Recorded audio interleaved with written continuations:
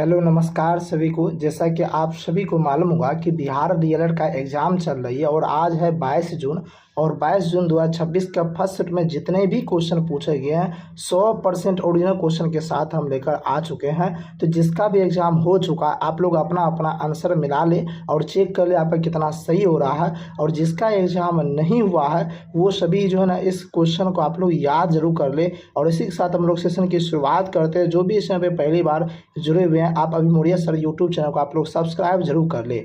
चलिए इसी के साथ सेशन की शुरुआत करते हैं। आज का सबसे पहला क्वेश्चन पूछा गया था कि संयुक्त राष्ट्र संघ के महासचिव का कार्यकाल कितने वर्ष का होता है। देखिए ये क्वेश्चन हम अपने मन से लेके नहीं आए हैं, ये एकदम 100% ओरिजिनल क्वेश्चन है जो कि स्टूडेंट के द्वारा सेंड किया गया है। मैंने उसे क्या किया, टाइप करवा दिया और टाइप करवाने के बाद मैं एनालिसिस करवा रहा हूँ। तो बात क्या जाएगा, इसका राइट आंसर हो जाएगा संयुक्त राष्ट्र संघ के। देखिए यहाँ पे एक चीज समझने वाली बात है, संयुक्त राष्ट्र संघ के महासचिव का कार्यकाल पूछा होगा तब हो जाएगा 5 वर्ष, लेकिन मुझे पूरी उम्मीद है कि संयुक्त राष्ट्र संघ के महासचिव का कार्यकाल नहीं पूछा होगा, बल्कि पूछा होगा जो संयुक्त राष्ट्र संघ के में जो एक महासभा जो अंग है ना, महासभा के अध्यक्ष का कार्यकाल पूछा होगा। तो महासभा के अध्यक्ष का कार्यकाल हो जाएगा 1 वर्ष का। आपको 1 वर्ष ठीक करना था मेरे ख्याल से, क्योंकि ये PYQ क्वेश्चन है और प्रीवियस क्वेश्चन में यही पूछा हुआ संयुक्त राष्ट्र महासभा के अध्यक्ष का कार्यकाल। अगर महासभा के अध्यक्ष का कार्यकाल पूछा होगा तो 1 वर्ष, अगर नहीं स्टूडेंट ने जो शेयर किया उन्होंने बताया कि सर महासचिव का कार्यकाल पूछा था, अगर महासचिव पूछा होगा तो 5 वर्ष हो जाएगा, जो कि वर्तमान में एंटोनियो गुतेरस है। इस बात को याद कर लीजिएगा। अब आप लोग कमेंट्स में बताइएगा इन दोनों में से पूछा क्या था, पूछा यही दोनों में से होगा कोई, और मुझे उम्मीद है कि ये वाला आपसे पूछा होगा। नेक्स्ट क्वेश्चन, एक क्वेश्चन पूछा गया था कौन संविधान सभा का सदस्य था पर कांग्रेस का सदस्य नहीं था। अगर बात किया जाएगा तो ये ऑप्शन के रिगार्डिंग हम इसका एडजेक्ट आंसर दे सकते हैं, लेकिन फिर भी अगर बात किया जाए डॉक्टर भीमराव अम्बेडकर का, तो ये जो है संविधान सभा का सदस्य था और प्रारूप समिति का अध्यक्ष भी रहा था, लेकिन कांग्रेस का सदस्य नहीं था। और महात्मा गांधी की बात किया जाएगा तो ये संविधान सभा का सदस्य नहीं था, लेकिन कांग्रेस का सदस्य जरूर था। तो इन दोनों में से अगर कोई ऑप्शन होगा तो उसी को टिक करना था। संविधान सभा में बात किया जाए 15 महिलाएं सदस्य थी। संविधान सभा का प्रथम अस्थायी अध्यक्ष पूछेगा तो डॉक्टर राजेंद्र प्रसाद,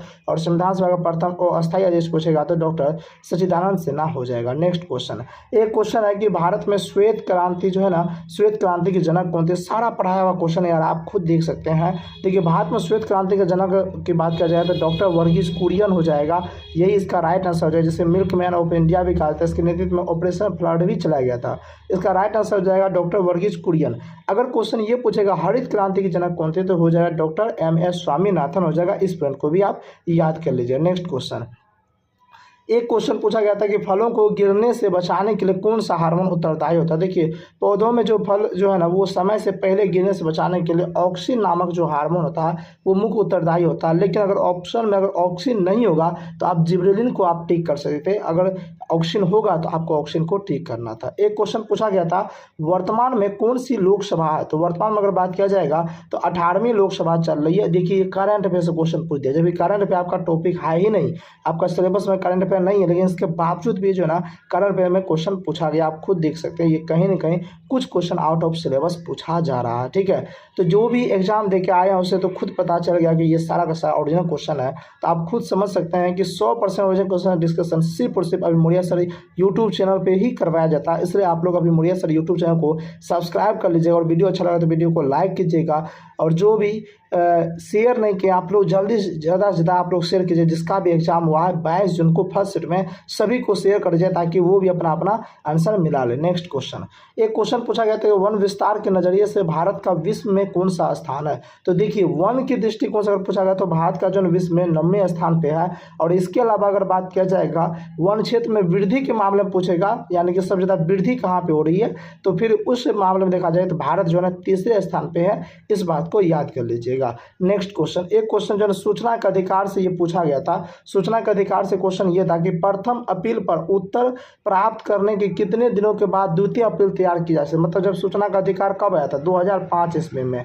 ठीक है, अगर बात किया जाएगा तो उसमें क्या होता है, मान के चलिए आपको कुछ पता करना, आपको कुछ जो है ना पूछना हो सूचना का अधिकार के तहत, तो आप जो है ना पहली बार जब अपील कीजिएगा तो आपको अगर मान के चलिए उसका आंसर मिल गया तो आप उसके कितने दिन के बाद द्वितीय अपील कीजिएगा। तो 90 दिनों के बाद बाद जो है ना आप द्वितीय अपील कर सकते हैं। अगर आपको जवाब नहीं मिलता है तो 45 दिन का उनके पास टाइम रहता है, 45 दिन में जो है वो आपका आंसर देने का प्रयास करेंगे, ठीक है। नहीं करेंगे तो फिर से आप अपील कर सकते हैं। लेकिन अगर आपको उत्तर मिल जाता है तो आप दूसरा अपील जो कीजिएगा वो 90 दिन के भीतर जो है ना, यानी कि 90 दिन के बाद जो है ना आप दूसरा अपील कर सकते हैं। इस बात को याद कर लीजिएगा, इसका राइट आंसर यही हो जाएगा।